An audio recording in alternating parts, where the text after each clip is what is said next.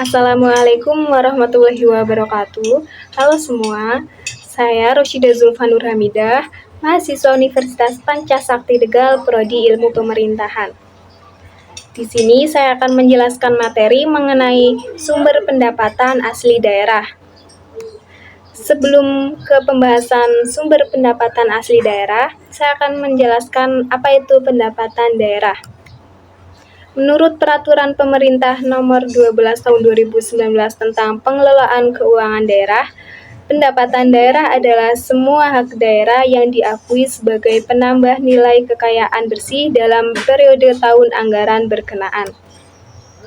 Berdasarkan pengertian tersebut, pendapatan daerah merupakan unsur yang penting dalam anggaran pendapatan dan belanja daerah atau APBD, karena merupakan sumber penerimaan yang dapat digunakan untuk pemenuhan kebutuhan keuangan di daerah.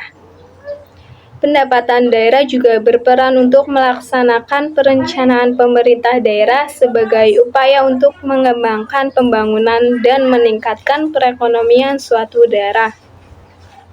Unsur-unsur pendapatan daerah meliputi pendapatan asli daerah, pendapatan transfer, dan lain-lain pendapatan daerah yang sah. Nah, di sini saya akan menjelaskan mengenai pendapatan asli daerah.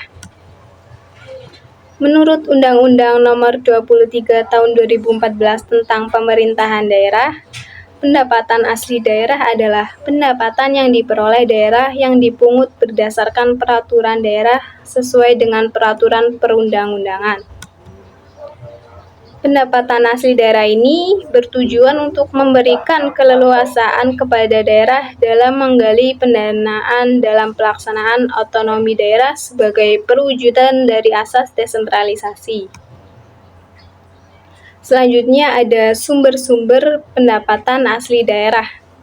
Yang pertama ada pajak daerah, yang kedua ada retribusi daerah, yang ketiga ada hasil pengelolaan kekayaan daerah yang dipisahkan, dan yang keempat ada lain-lain pendapatan asli daerah yang sah.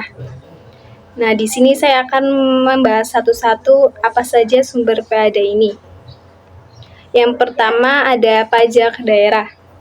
Pajak daerah adalah iuran wajib yang dilakukan oleh orang pribadi atau badan kepada daerah tanpa imbalan langsung yang seimbang, yang dapat dipaksakan berdasarkan peraturan perundang-undangan yang berlaku, yang digunakan untuk membiayai penyelenggaraan pemerintahan daerah dan pembangunan daerah.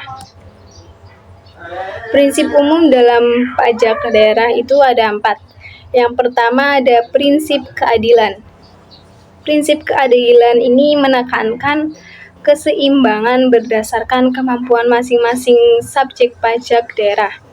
Secara garis besar, prinsip keadilan pemungutan pajak yang dilakukan terhadap semua subjek pajak harus sesuai dengan batas kemampuan masing-masing.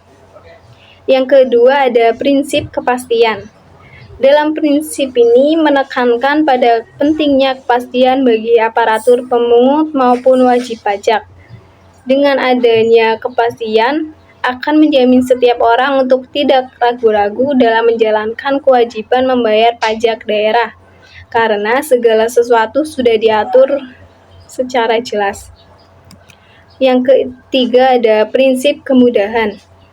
Dalam prinsip ini, pemungutan pajak daerah sebaiknya dilakukan pada saat wajib pajak daerah menerima penghasilan. Dalam prinsip kemudahan ditekankan pentingnya saat dan waktu yang tepat bagi wajib pajak daerah dalam memenuhi kewajibannya. Yang keempat ada prinsip efisiensi. Pada prinsip ini ditekankan mengenai pentingnya efisiensi pemungutan pajak. Dalam artian, biaya yang dikeluarkan dalam melaksanakan pungutan pajak tidak boleh lebih besar dari jumlah pajak yang dipungut. Selanjutnya ada jenis-jenis pajak daerah. Ada jenis pajak provinsi dan pajak kabupaten. Pajak provinsi adalah pungutan pajak yang ditetapkan oleh gubernur sebagai bagian dari pendapatan provinsi. Itu contohnya seperti pajak kendaraan bermotor, pajak kendaraan di atas air, bea balik nama kendaraan bermotor, bea balik nama kendaraan di atas air, dan pajak bahan bakar kendaraan bermotor. Selanjutnya, pajak kabupaten atau kota. Pajak kabupaten atau kota adalah pungutan pajak yang ditetapkan oleh bupati atau wali kota sebagai bagian dari pendapatan kabupaten atau kota. Contohnya seperti pajak hotel, pajak restoran, pajak hiburan, pajak reklame, pajak penerangan jalan, dan pajak mineral bukan logam dan batuan. Sumber pendapatan asli daerah yang kedua ada retribusi daerah. Dalam Undang-Undang Nomor 28 Tahun 2009 disebutkan bahwa retribusi daerah yang selanjutnya disebut retribusi adalah pungutan daerah sebagai pembayaran atas jasa atau pemberian izin tertentu yang khusus disediakan atau diberikan oleh pemerintah daerah untuk kepentingan orang pribadi atau badan. Jenis retribusi daerah. Yang pertama ada retribusi jasa umum. Retribusi jasa umum adalah retribusi atas jasa yang disediakan atau diberikan oleh pemerintah daerah untuk tujuan kepentingan dan kemanfaatan umum serta dapat dinikmati oleh orang pribadi atau badan. Contohnya itu ada retribusi pelayanan kesehatan, pelayanan kebersihan, pelayanan parkir di tepi jalan umum, pelayanan pasar, dan pengendalian lalu lintas. Yang kedua ada retribusi jasa usaha. Retribusi jasa usaha adalah retribusi atas jasa yang disediakan oleh pemerintahan daerah dengan menganut prinsip komersial karena pada dasarnya dapat pula disediakan oleh sektor swasta. Contohnya itu seperti retribusi pasar grosir atau pertokoan, retribusi penyediaan tempat khusus parkir di luar badan jalan, retribusi pelayanan rumah potong hewan ternak, dan retribusi penyediaan tempat penginapan atau villa. Yang ketiga ada retribusi perizinan tertentu. Retribusi perizinan tertentu adalah retribusi atas kegiatan pemerintah daerah dalam rangka pemberian izin kepada orang pribadi atau badan yang dimaksudkan untuk pembinaan, pengaturan, pengendalian, dan pengawasan atas kegiatan pemanfaatan ruang, penggunaan sumber daya alam, barang, prasarana, atau fasilitas tertentu guna melindungi kepentingan umum dan menjaga kelestarian lingkungan.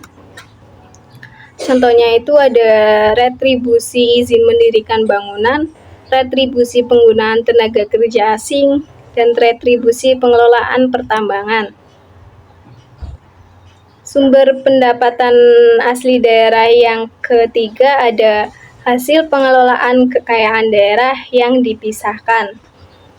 Hasil pengelolaan kekayaan daerah yang dipisahkan merupakan penerimaan daerah atau hasil penyertaan modal kepada badan usaha milik daerah berupa pembagian laba atau dividen. Hasil dari pengelolaan kekayaan daerah yang dipisahkan itu contohnya seperti bagian laba atas penyertaan modal pada perusahaan milik daerah atau BUMD, bagian laba atas penyertaan modal pada perusahaan milik pemerintah atau BUMN, bagian laba atas penyertaan modal pada perusahaan milik swasta atau kelompok usaha masyarakat. Selanjutnya, sumber pendapatan asli daerah yang keempat ini ada lain-lain pendapatan asli daerah yang sah, yang merupakan pendapatan yang diterima oleh daerah di luar pajak, retribusi, dan hasil pengelolaan kekayaan daerah yang dipisahkan, seperti hasil penjualan kekayaan daerah yang tidak dapat dipisahkan, jasa giro atas penyimpanan uang APBD pada sebuah bank pemerintah, ada pendapatan bunga, keuntungan selisih nilai tukar rupiah terhadap mata uang asing, dan komisi, potongan, ataupun bentuk lain sebagai akibat dari penjualan atau pengadaan barang atau jasa oleh daerah. Nah, dari materi ini bisa saya simpulkan Setiap daerah mempunyai kewenangan untuk mengatur keuangannya sendiri yang bersumber dari pendapatan asli daerah dan pendapatan daerah lainnya.